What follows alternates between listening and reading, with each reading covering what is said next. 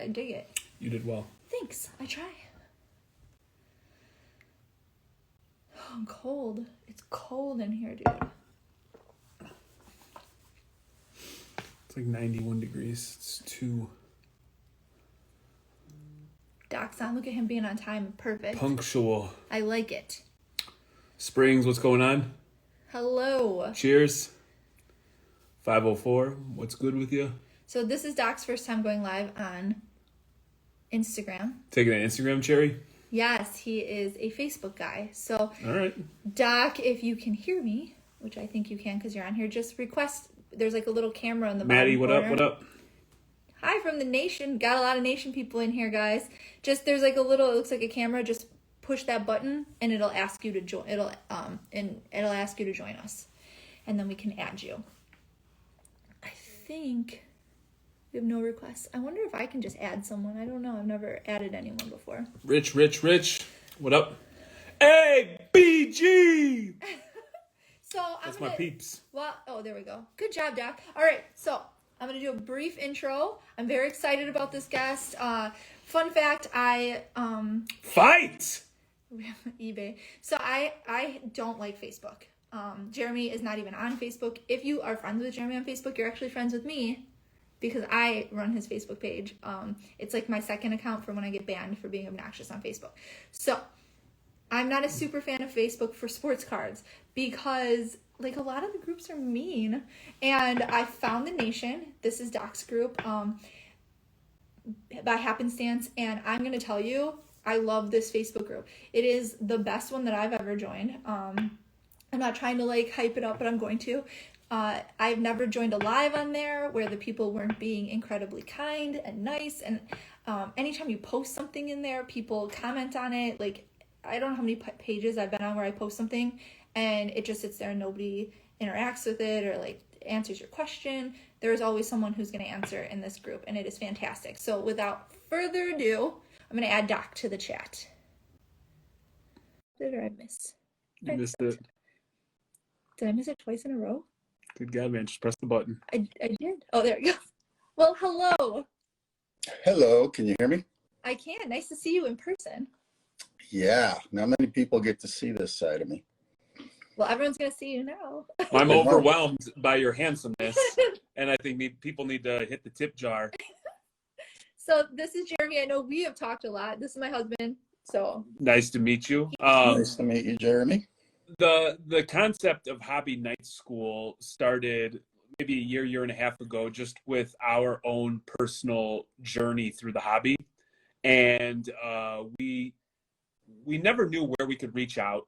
A lot of the social media that we would find was people playing in a different, like, let's just say sandbox than us, and talking about 5 and 6 figure cards, which I'm currently not playing with, Courtney's not playing with. And so, part of our hobby experience has been the education piece. I've really enjoyed doing that. And so what we do is we get on here and talk about all different things within the hobby. And one thing is Facebook. There's a lot of people who live in the Facebook world. I am not one of them. I don't even remember what I had for lunch, let alone I couldn't handle social media.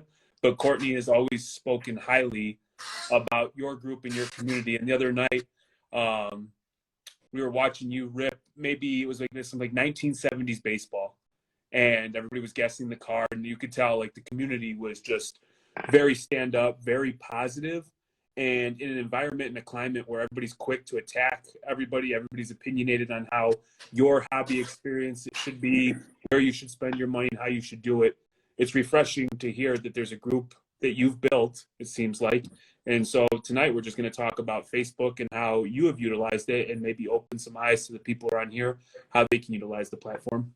I agree. So Let me just thank you guys for the invitation. And Jeremy, it's great to meet you, and Courtney, it's been wonderful to have you with us when you do come in. And I also do want to say that while I'm a founding member of the Nation, there is a very dedicated group of us that launched this thing, and we actually have our birthday on the 21st. I looked it up. We launched April 21st of last year, so it's been almost a year.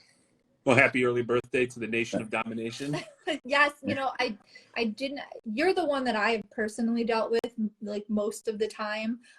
When I reached out originally for posting something in the group or whatever, you were the one that responded. I see your lives a lot. I did become aware today when you posted about the live that we're doing today that there were several like 8 or 10 guys that did this, right? Yeah, we just started it off. I can remember the day. It was a nice spring day. I was in my backyard, and Charlie Bowden, who is one of the other founding members, and I were just talking, and we were just sort of shooting a breeze and talking about things we like about certain groups, things we didn't like about certain groups, and we just decided, why talk about it? Let's just do it. And we identified about 4 close friends who we thought would launch with us, and that's how it started. Well, for what it's worth, I'm super excited that you did because I really genuinely like your group. Why don't you talk a little bit about your journey in the hobby and what you collect and how like there wouldn't be a sports nation without, people who like cards in the first place. So talk a little bit about your collection and what you like in the hobby. Well, sure. I started off collecting in the mid 70s and mid 80s. I was a kid growing up in Boston, and baseball cards were really everything to us back then. However, we put them in piles and used rubber bands, and we took them to school, and we threw them in our backpack, and we flipped them, and we traded them, and we played simulated games with them. I never put them in my bike, but I did put them in my hat to keep my brims and the front of the hat more stiff. And I just amassed so many of them, but never really thought of them as, something long term. But I do remember going to card shows as a kid and salivating over cards that I could never obviously afford. And then really something happened about 3 or 4 years ago. I just wanted a project. I decided I would try to collect every Red Sox card from 52 on. And in the course of doing that, looking for cards, I would run across Ted Williams and Carl Yastrzemski, and I'd be like, wait a second, I can afford that now. I have a job. And once I took the plunge, I bought my first Facebook card. It's a Ted Williams card off of Rick Karch, who's one of our earliest members. I'll never forget that. And then it just exploded, and it was like finding the fountain of youth, if you know what I mean. It was something that I was very excited about. I also found that it kind of came naturally to me. I played baseball my whole life through college and up into my adult years. So I just was able to, I think, channel the love of baseball back into this hobby. And man, I just jumped full scope into it. And all of a sudden, I'm an addict, but in a good way. And then I just realized that this community is phenomenal. There's so many wonderful people. You're not alone, and it's wonderful. I've met so many people, especially locally here in St. Louis. I'm in St. Louis right now, and I have great relationships with shop owners. And I'm not into this for monetary gain, even though my personal collection has probably led me to obtain some pretty nice cards. But that's not what drives me. I just want to have a kick-ass collection, and that's where I stand right now. So what about your collecting journey caused you? I know you said you were part of several groups, and you and some close friends had determined, hey, we like some of this, we liked this, we didn't like this, let's create our own thing. And that's, quite frankly, that's how great ideas and thoughts come, from picking and choosing what you like and putting your own twist on it. What was it that, what was the premise of your team, your group, the Nation of Dominations Facebook group? Well, I think, I started going into auctions and started to get to know people. And, it was just something new to me. And whenever I jump into something new, I'm an academic by nature. I study something, and I always think about how I could do it and how I could do it and potentially improve on it. I learned so much from Charlie Bowden, and I also learned a lot from David Andujar, who are both admins in the nation. And what we decided, and what I decided was, I see all these people doing it, and it's kind of getting me a little upset how they're doing it. I really think I could provide people with a better experience. I don't know if you know this about me, but I'm also a teacher. I'm a professor, so I'm used to lecturing in front of hundreds and hundreds of people. So I'm really kind of confident in front of a group. And I just felt like so many people were doing this that had absolutely no business doing it. Can't pronounce the names, have no idea about the history of the cards. I mean, you guys saw the other night. I just love talking about the players and the history. I had one guy say to me the other day, he said, "Doc, you're the only one that looks at the back of the cards." And I was thinking that exact thing when we were and the back of the card is just as important to me as the front of the card. But Charlie and Dave and the other admins, we had the exact same philosophy, and that was to create a safe environment for people to grow their collections, to learn about the hobby. And it was very important for us to make a community where people would get to know each other and not feel threatened. And that is exactly what has grown. It's been absolutely remarkable to see that our vision has actually come to fruition. And it's because of the members. We have just the greatest members, some of the most generous people. Sometimes I'll be doing an auction, and a card will come up that somebody knows that somebody else likes. They'll tag that person to get them into the auction. Sometimes people will buy cards for other people because they know they like. We had a Secret Santa this year, which I hope you guys join next year. And but we definitely will. I think we put a $20 or $25 limit on it, and I think I must have received well over $100 worth of cards from my Secret Santa. So that's the kind of community we sought to build. That's incredible. I think this is the first time we've actually had a real professor on Hobby Night School. This is school. Yeah, this is school. I love it. Real school. I have like this urge to like skip. So, I want to comment on something real quick. I thought it was actually really fun when you talk about the back of the baseball card.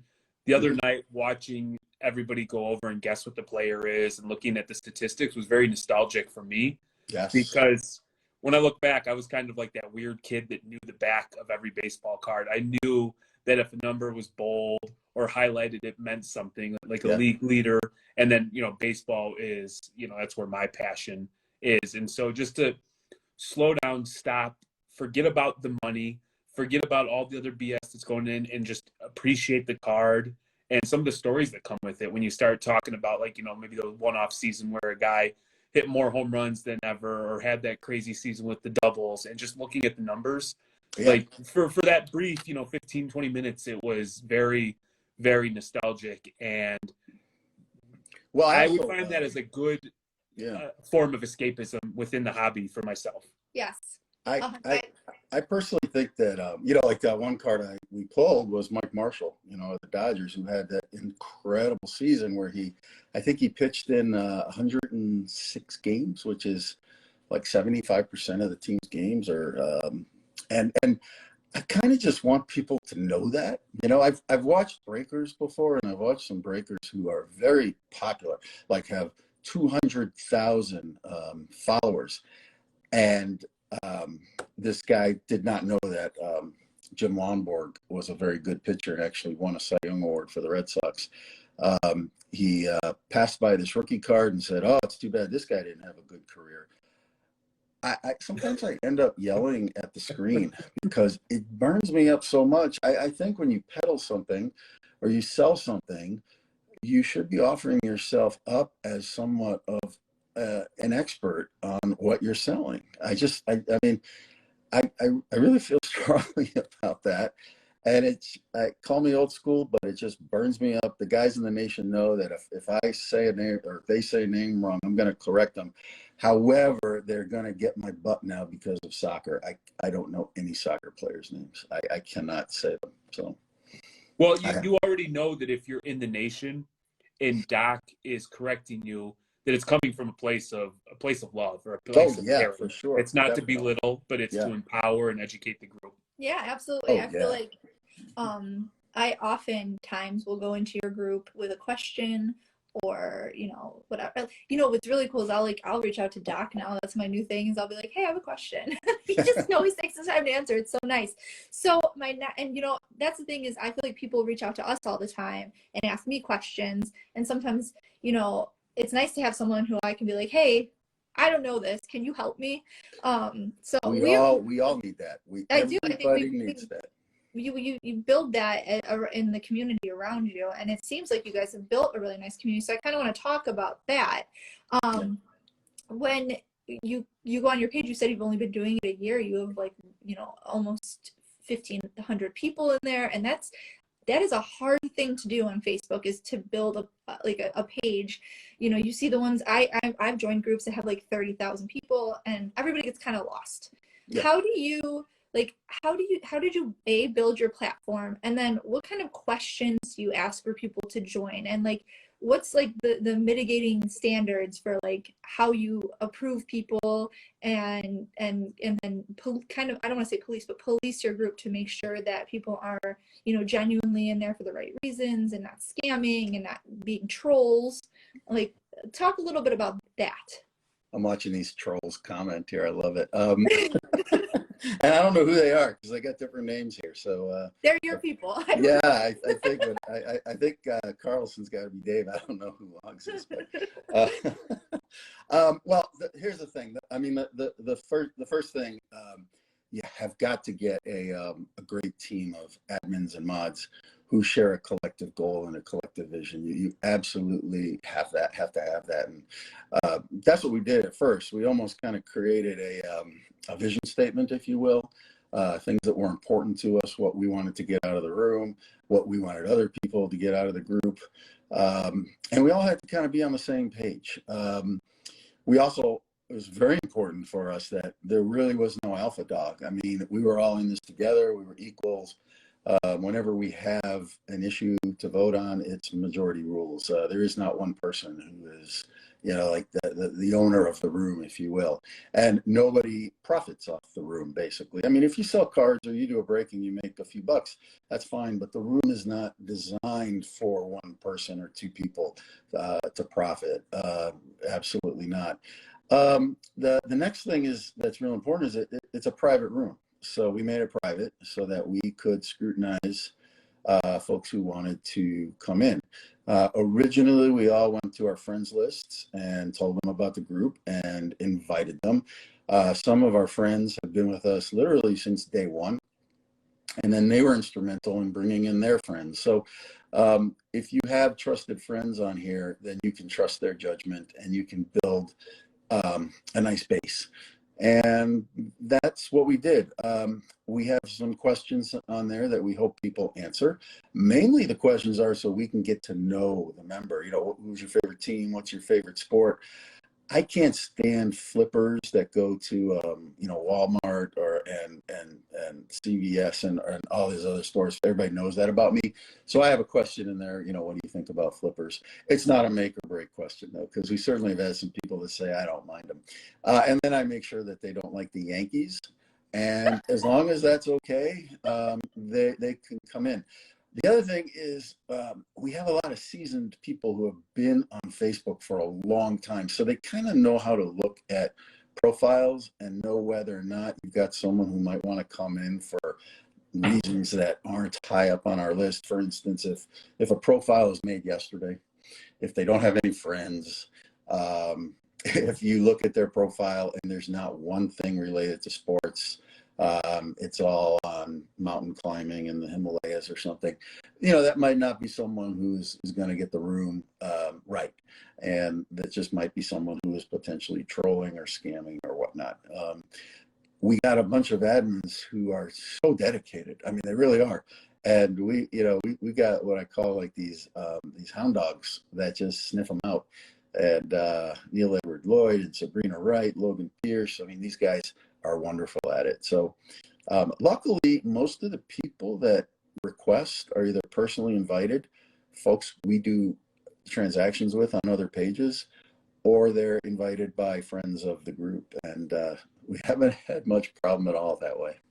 I legitimately do not know how I cannot for the life of me remember how I found or got into your group. I try to recruit people too, honestly. If I see somebody who is struggling in another room, I will reach out to them. There's some people post now because we're friends, so I see you post on people. I've seen people frustrated, like, where can I find this and this? And you know, I'll actually message them and say, hey, if you're serious, we got a place. And we've gotten some great members that way. Yeah. So I am not at all. It's probably been 15 years since I last dabbled with Facebook. You've got this private page. What is it? A free for all that what people can do in there as long as they're playing within the rules, they're being kind. I know JP said, you know, they're open-minded. You know, can you go into a little bit of detail? Because what we found recently is hobby Twitter is completely different than hobby Instagram, which is completely different from hobby Facebook. Yeah, sure. Yeah. No, definitely. One of the things that's important is that this is a complete community. So like you said, if people play within the rules, they can do anything that they want. The only thing that we limit the number of is the number of breakers for obvious reasons, but I can go into those reasons if you want. But if somebody wants to sell a card, you know, if it's above $50 and they coin it, no big deal. Then they can sell it. If somebody wants to line a card, as long as they, again, show us that they own the card and that it's legit, then that's fine. We have something going on almost every night. And we have a schedule, which a lot of rooms don't have. So members, let's just say you wanted to do an auction. You could PM us or even look at the schedule and say, hey, can I do an auction on Tuesday night? Yes. You know, and we've probably had over 40 different people doing sales and auctions. We have one guy, Sean Hurley, who does a stacks game. He does mystery packs. Bud Mullen has done, I'll tell you what line is in a second. Bud Mullen does a spinny wheel for cards. I do almost everything, but my baby is the Dachshund that I discovered, and we'll probably patent someday, of course. And David Andajar is if there's a professional breaker out there, it's this guy. And Charlie Bowden, I learned how to do auctions from Charlie. So we just have such a wide variety of people. We actually also have members. Neil Rasmussen is a moderator who lives in Japan. And Neil and I became really good friends, and he can get cards in Japan that we can't get, and there are whole Asia sets of cards that he can get. And so it's really, really cool. Matt Grissom is a baseball coach, and he does great auctions. So really, you can do it as long as you stay within the rules. And man, we police it. We definitely do. I think the number of people we've had to boot is 5 or less, honestly. Wow. Which, like you said, almost 1,500 members. That people behave. I think people behave because they like it. They don't want to get booted. I would be sad if you kicked me out. We could do a fire sale in their group. That would be fun. I also want to point out that you've name dropped 473 people, and you're going to kick yourself because certainly you're going to miss one, and you're going to be like, "Damn it, I meant to include, Sally or whatever." I actually made a list here of our admins and mods, and I've got all of them except Joe Petrelli, who actually has more signed baseballs than anybody I know. Adam Zoll, who actually went to college with me, and Mike Knight, who's a chef up in Boston and does phenomenal auctions. So that's the main admin team right there. I think I mentioned them all.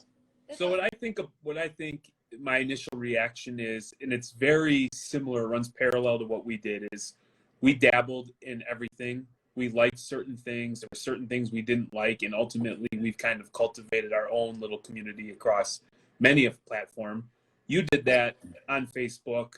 You took the time, the effort. You were with like-minded people. Now you've grown into something where you can, I'm sure there's people that are running, whether it's a full-fledged business, but a lot of effort goes into a stack sale or an auction. And I'm sure there's people that have peace of mind that they can operate in a safe space with like-minded people who are looking out for the integrity of the room and the people there.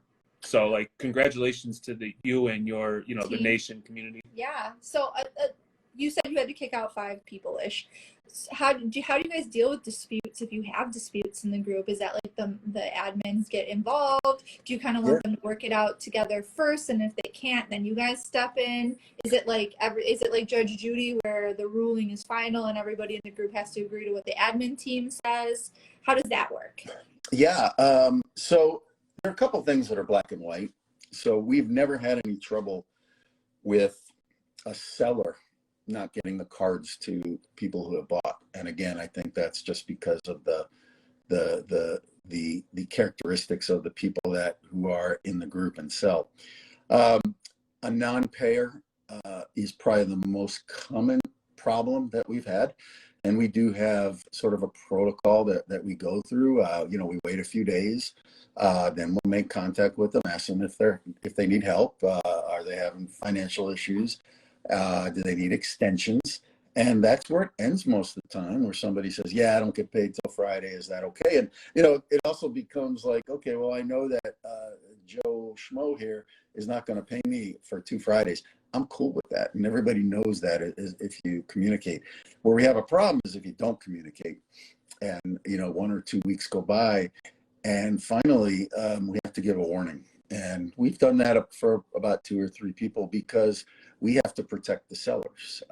We don't want them to have to open up a product and then not have the ability to get anything from it because it's opened and, maybe there wasn't a hit in there or something. Right. So that's happened. As far as people going against decorum, that's happened 1 or 2 times. As far as, misunderstandings. And what we plead with our members is don't try to fight that. Let us do it. And so what we want the admins to take the complaint. We research it. We get both sides. Usually one admin will have some sort of a relationship with somebody on either side of the argument, so they can kind of take them aside and say, hey, what's really going on here? And then we sort of come down with a judgment. But I got to tell you, that's happened like once or twice. And we really haven't had to do much about it. I mean, one thing that's very important to us is respect. And my goodness, I mean, if you disrespect somebody in the room, you're going to hear from it. You're from one of us. And personally, I have no trouble. We had a couple guys, they started doing their auctions and they weren't getting the prices that they wanted. And you could tell they were upset and frustrated. I had to pull them aside and say, hey, guys, this is an auction. You got a price to sell, and don't make our members feel bad because they haven't bid. Well, those guys turned it around, and the next auction, it was lovely. I think people are not used to getting constructive feedback on this platform. I think people are just used to getting judgment, like you suck. That's not what we're gonna do. We're gonna be like, hey, you bombed out there. Let's tell you how to fix it. And that's happened. So I'm telling you, I can count on my hand sort of the drama that we've had. But you disrespect somebody, if you treat somebody in a bullying fashion, that's just not going to fly. We're not going to have that. You can look on our feed. You won't see drama. You will not see drama. I've never, not one time in that group. That is like the Facebook group that I've gone in where there is not drama. It is it is a good group. You see a lot of drama on Facebook. Facebook, it's hit or miss. And I ran some polls. I don't know if you saw them prior to this show, like asking people if they use Facebook, if they sell on Facebook, how they feel. A lot of people were like, they feel like they make better connections on Facebook with people in the community than they do on Instagram or Twitter or, TikTok or whatever. They feel like they, because you add them as friends when you meet them in these groups, and then you get to know them like in real life, but on Facebook, and then they feel like more connected to each other. So I do think that is an advantage of Facebook. But with these large groups that aren't monitored well, or there's a lot of scamming going on, and people running rampant and just being mean, you go in any post on another group and someone posts a picture of their card with the price, it doesn't matter if that price is within pennies of like comps. There's like 17 like laughing emojis on it, like, and telling them that their card is crap, and I'm like, wow, like I don't understand, like you never see that in your group, and I think it's commendable that you Oh, built. yeah, that's bullying to me, and I hate bullying. And you know, I got one of my favorite cards. A really nice guy named Steven Warmack put a post out that he needed to sell a card for student loans, and it was a nice card. I mean, it was like an autographed Tatis, and every post was like, "Oh yeah, right. You should get your loans should be excused." And I was like, "This kid here is selling a great card," and he happened to be in St. Louis. I went over to his house, and I was like, "I am so sorry that you're going through this, and I'm so sorry. And here's the money for." I didn't even barter with the kid, and now he's become a very good friend, and uh, that's how you make relationships, and by just getting people to trust you, and you get people to trust you by treating them decently. That's basic human behavior, right? What? No, I agree, and I think it's commendable that you did that kind gesture. Oh, everybody wants to grow the hobby. Everybody wants their collection, whether they're motivated by money or not. It's a good feeling to say, "Hey, this asset, this thing I have over here that I can either leave to my kids, or in my time of need I can cash in, is worth more, or Mm-hmm. at least I haven't lost it all," is a big deal. But treating people poorly, taking advantage of people, bullying people is a quick way to turn folks off and have them never come back.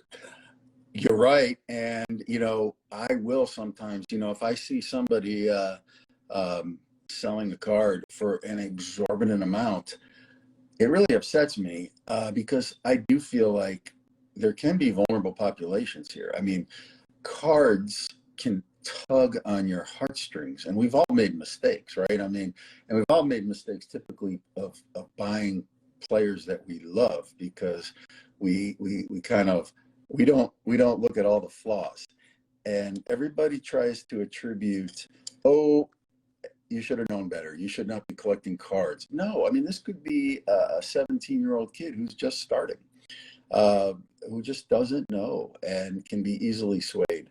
And I really hate that. It's like if you went to a Honda dealer and the dealer wants to charge you $150,000 for a Civic, telling you that, oh, this car is the best car out there, it's never going to break down, blah blah blah. I mean, we are sort of vulnerable, unless we sort of have the expertise, and most people don't have the expertise that you guys have. I still consider myself a newbie, and I'm still constantly learning. I mean, when I have free time, I read about cards. I watch people do breaks. I have a guy on YouTube who I consider to be my mentor. He doesn't even know me, but I watch his breaks and I take notes, and I do a lot of my breaks like he does. And you might have seen I love to do mixed breaks with all different sorts of product from low end to high end, and I get a lot of ideas from this guy. That's just how I like to evolve, and I want to teach people. I really love teaching people, and that's why, Courtney, you said you text me. I have no trouble, and I probably get 2 to 5 of those a day. Same. Our days are filled with our inboxes being filled with people asking questions, and quite frankly, I enjoy it. I kind of wish, I'd fall into some money, or maybe Courtney would, go and join the workforce and let me do the card thing full time, because I have found not just getting like a cool card that is important to me, or betting on a player and him taking off, but I'm the same way. I consume as much hobby content as possible, because I find that there's creative ways where you can navigate, where you can have an awesome experience that's a little maybe left of center or different from what everybody else is doing. And we do not consider ourselves to have expertise. Like we got a PSA 3 back the other day, so what the hell? What do we know? We don't know anything. I think we're all learning, and the hobby's like kind of it. And I said this. I was on Women of the Hobby recently, and someone was like, "Hey, like what is your take on the whole hobby night school? Because we're doing it." I'm like, we could have the same people on Like it'll never end, because even if we did a show about breaking, or we did a show about Facebook, or we did a show about, you know, grading cards in like a year, what's true right now in this hobby, in this industry, in a year's time, in 6 months time, sometimes is not going to be the same, and it's always evolving. And the second that you think you know everything, or you're the smartest person in the room, you're wrong. So Oh yeah, for sure. I mean, we always joke too that we say that we could probably. I used to teach college classes, and I always said I could easily develop a curriculum on collectibles. I mean, as an investment or as a hobby. You could have a class on grading, and you could have a class on the difference between vintage and newer stuff. You could have a class on error cards. You could have a class on long-term investing, which grading companies. There's so much that you could do, and I actually firmly believe that one day a bona fide university will come up with a curriculum for it. There are a lot of guys out there. You have to be careful because of these influencers out there. Yeah, I mean, somebody said learning the hobby is easy.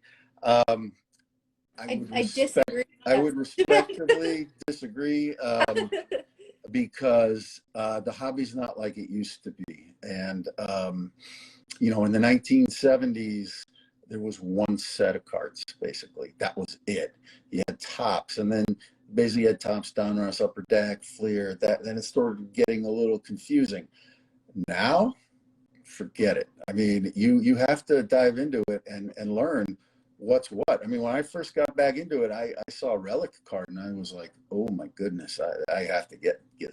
You know, I learned, all right, relics are nice and they're probably good if you PC the person, but you're not gonna fund anything really with a relic card unless it's a Babe Ruth bat or something like that, right? So and the other thing too for me is I'm blessed. I have a day job that is able to, you know, help support me and my family, and this is pure hobby and fun. I have no pressure here to try to make money.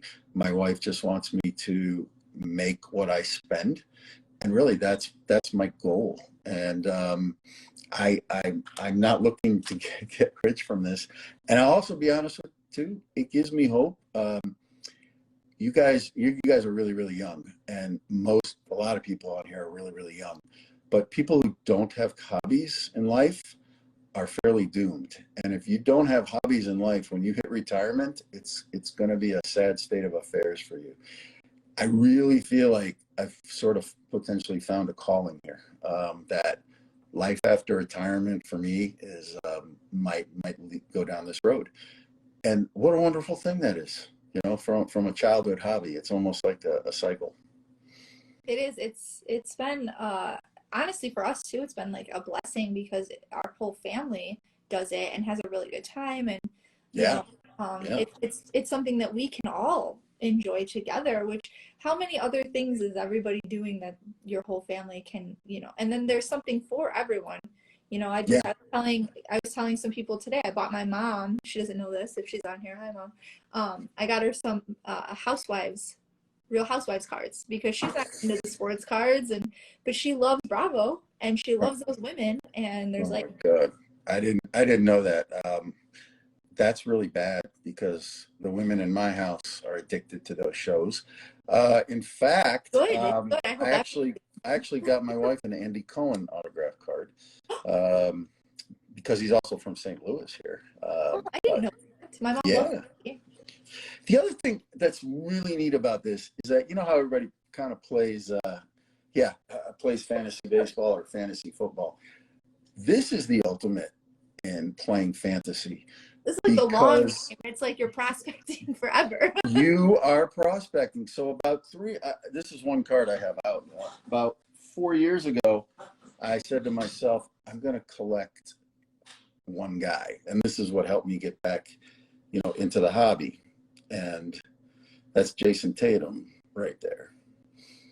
And Nice. I feel really cool that about 4 years ago, yeah, he was a first round draft pick. I get it, but I've invested a lot in Jason, and now it's looking really good.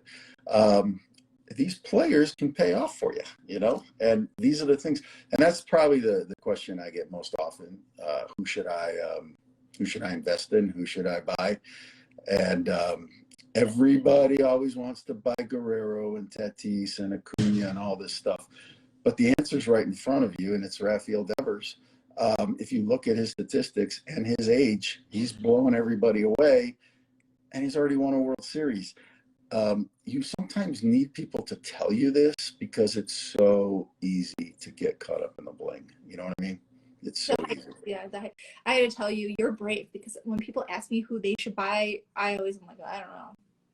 I don't like to tell them. That's why I'm like, go listen to Lucas, Tigers and Bronze. They'll tell you. They have to do your own damn homework. I don't want to tell you, because if you buy the card and then it doesn't work I out. know. I used to get that too, but I don't know. It's just like, I mean, and the secret is out too, because Devers cards are going through the roof right now. So that's great. I mean, he's a great player, but yep. See, there's some of your watchers saying that they're endeavors, and you should be. His stats are unbelievable, and he's won. And you know, you guys do a good job too. I know, Courtney, you invest in the goats, and it's unbelievable to me that people will spend so much money for a Marcel Meyer rookie card. He's never even played a AAA game, and you can get a Johnny Bench rookie for a fraction of the price. I'm a big vintage guy, and I try to tell people vintage. That's right, Carlson.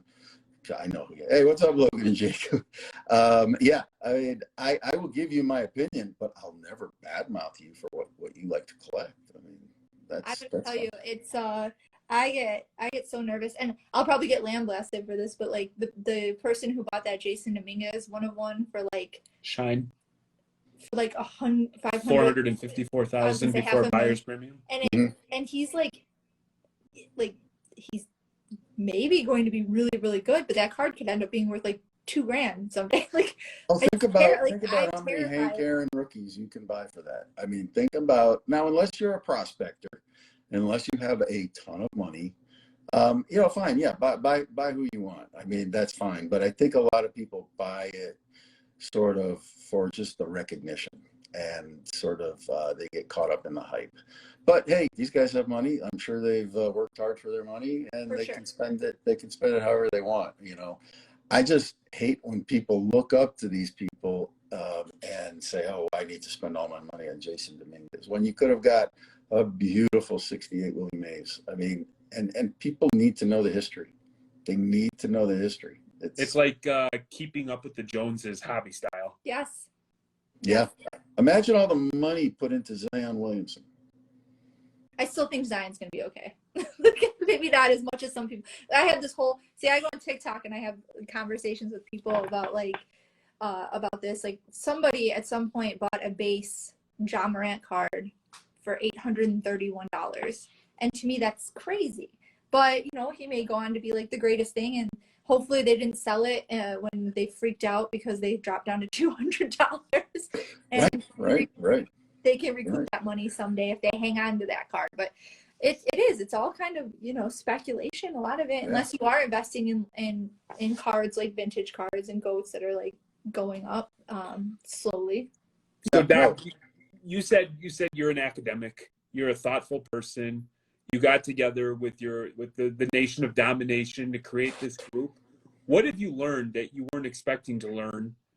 Whether it's from members that came in or just through trials, tribulations, experiences. What did you learn that you weren't expecting to come across as you created this community? Number one, by far and away, is how good it feels to pull a nice card for somebody. When I first did breaks, I actually felt like I might be a little cynical. What if I pull a card that, I just spent so much money on this box. This person's bought into it for $10. They're taking home a 4-figure card, which happened. Logan Pierce, who's on this, I pulled him a SSSSSSSP of Soto from 2018. Do you know how happy I was for Logan? I was so happy. We have a guy named Juan Mananga who's a Laker fan, and I opened him up an Artist Sport Leaf box. 3 of the 4 were Laker autographs. It was a Kobe, a Magic, and I think a Jerry Rice. Wow. Honestly, I almost cried when that happened. I was so happy that he trusted me, put the faith in me. And I don't know if you guys know this, but I deliver babies for a living. And it's the same thing when a family puts their trust in you, to sort of usher in a very important moment in time. These guys are putting their trust in me to sort of give them something for the money that they're putting in. And yeah, sure, you're not going to pull monsters all the time, but when it happens, it's such a good feeling. I just never really expected that, honestly. And I would, I love pulling hits for people. It's probably why I go on live so often, because it's wonderful. And some of these guys, yeah, see, David remembers those. And, we pulled 1-of-1 Torkelson's. I had a break where I pulled 7 1-of-1s. It was, I think it was Archives. And it just feels so good to be able to make people happy and know that you're influencing and enhancing their collections. Number 2, by far and away, is the generosity of people. My goodness. When I tell you that people look out for people, it's not an overstatement. I mean, sometimes when I do pulls, Dylan Carlson, if I pull a nice Dylan Carlson, the guy who I pulled it for would will send me a message and say, "Hey, I'll trade you for this and this. Yeah, you can." I've had people say, "Keep it," which I always send them cards if that happens. But I'm just amazed at there's so many stories that I can tell. The other thing is I have had people who have PM me and say, "Thank you for this room. It has helped with my depression. I feel like I belong here. This is the one thing that I look forward to." And that jolts you. It really does. It just jolts you. And it's why I feel like it's important to keep doing this. And I mean, I know there's a lot of Nation guys. I see Adam Zoll, who's our newest moderator. I'm not making this stuff up. It's really neat to see. And I know I'm rambling, but we get to know who people like. I mean, I can tell you, yeah, see, there's Dave Carlson. When you're in a funk, people just come in, but I can tell you who everybody collects. I can tell you who the Pittsburgh Pirate collector is. It's Sarah, and it's Sean Eaton. I can tell you who the Baltimore Oriole collector is. It's Chuck March. We have so many Atlanta Braves collectors. Luckily, we don't have many New York Yankee collectors. But I can tell you who likes soccer. I can tell you who likes wrestling. I can tell you who likes football. I mean, you just get to learn it, and it's almost as if sometimes you can tailor something for the watcher. I think it's truly incredible. Even if you just touched one person, and just when you were talking there, multiple people have made comments about I see that impacted, and like I think if we just stopped, like pieces of cardboard brought us all together, but to know that you had a positive impact on somebody's life is pretty fucking awesome. Oh yeah. I mean, Matt Grissom, who I met through cards, came to my house, and we went to 3 Cardinal Cup games together. And we are. How'd the Cubbies do? Well, the Cardinals won the first 2 games, and then they were winning the second game, I think 7-1 into the 9th. And then the Cubs came back. It was stunning. It was horrible. But beautiful. Fly the W, yeah, baby. Yeah. Fly the W. You see, we have a lot of Cubs fans in our room. You would really get along with them. In fact, Logan I'd get kicked Pierce, out right away, Doc. Look at all the hearts. Look at all your hearts right there. Yeah, and it's really been remarkable. I can't wait to go to Japan now, because I have a guy in Japan who I consider to be one of my closest friends, Neil. And Neil's probably 20 years younger than me, but I will never forget when we first started this room. Neil was having his first baby and living in Japan. He wasn't allowed in the hospital. So doing what I do, I kind of was up with him all night, just kind of talking him through, telling him everything was going to be okay. And he's got a beautiful baby girl. I had nothing to do with it, of course, but I felt that connection. I mean, this was not just a card friend. I mean, this was a true friend who was asking questions and asking for help. And I got to tell you, sometimes we do get a lot of medical questions in the group. I consider that to be a perk of joining the Sports Card Nation. Yes, yeah, so you have Doc on there to help you. I actually think you and I had a conversation about medical stuff one day. Probably, yeah. Well, first people don't believe me, and then I sort of have to. My biggest problem is I just believe everyone right away, immediately. Yeah, trusting, don't do that. and I get my trouble that way, I think. So usually what we like to do is we like to give away something at the end of each of these, and we're getting close to the end, and I kind of wanted to talk about what my plan is for the giveaway tonight. Usually we give away a card or a slab or whatever. Tonight what we're going to do is I'd like to give away break credit for Doc. So you'd have to join the nation if you're not in it. If you're in it, you know, that's awesome. If not, we'll link his page so people can find it. And then, or you can message me and I'll send you the link until it's on YouTube. And then, so I'm going to send Doc money, and he's going to, whoever wins tonight gets that credit, and you can break with him. So that is unbelievably nice. And I think your viewers are gonna have fun. We do a lot of fun things. I think so. I have fun. Mm-hmm. Yeah, yeah. I can just give you like an example of these are just things that I have out, you know, to rip for folks. This is the Premium NHL, followed by the Sport King, which just came out, followed by the Inception, and you know, and then we got beautiful. We got the Break Kings, which I know you guys love.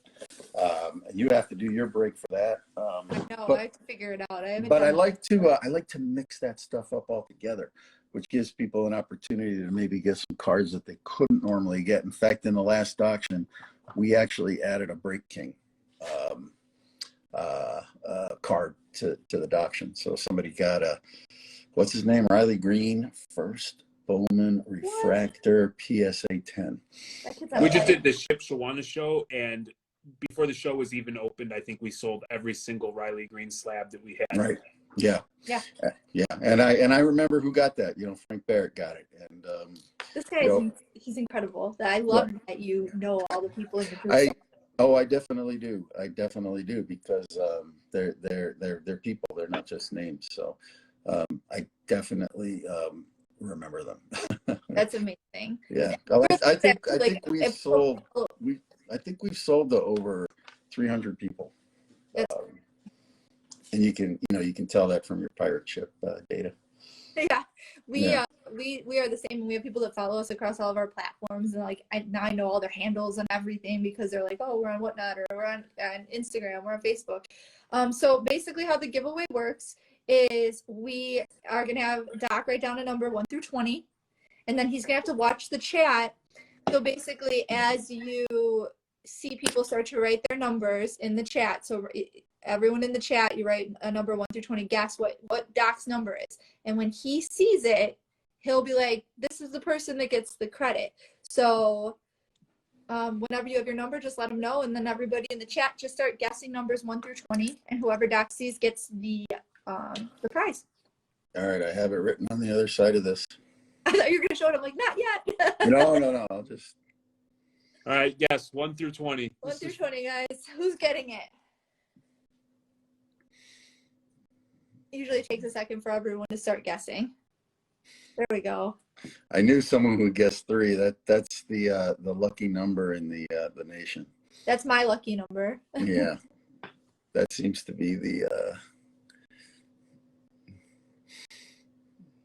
There it is. Blah. Oh, we got Logs got it. What number?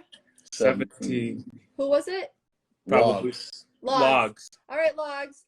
Slide into the DMs. We will link you guys up. Doc, make sure you send me your PayPal. You're gonna get, how much did we say? $50. $50 in break credit with Doc on his page. So, and Logs, do me a favor. Make sure you tell him that you're a Yankees fan and you dislike the Cardinals. Logs guaranteed. is a Cubs fan. He's a huge Cubs fan. I know this. Oh, Logs is good people. Then I'm happy to send $50 to Logs. Yeah. Logs is Well, my guy. that's an amazing gesture. I mean, on behalf of him, I thank you. On behalf of our room, I thank you, because that's most people wouldn't do that.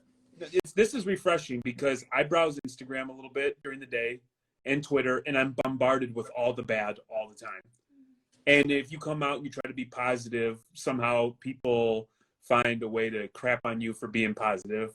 And this is refreshing to see a community as tight-knit as this. And you can just hear through the conviction and the way you're talking about your members and the people that are in this group that it's sincere.